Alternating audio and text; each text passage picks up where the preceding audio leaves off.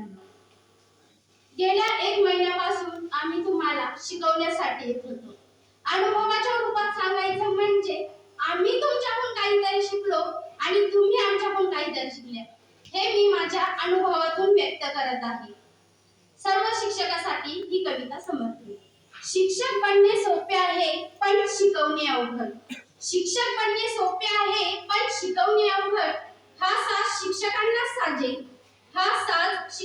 साजेल हे अनुभवातून जाणणारे शब्द माझे.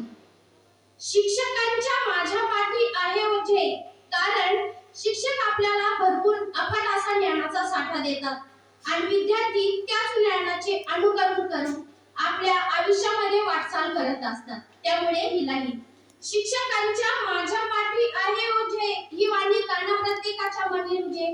गुरुजी तुमच्या ज्ञानाचे दिवे कधीच ना बुजे. गुरुजी असतात सागर ज्ञानाचा, ओळखून घेणाऱ्या विद्यार्थ्यांच्या मनाच्या.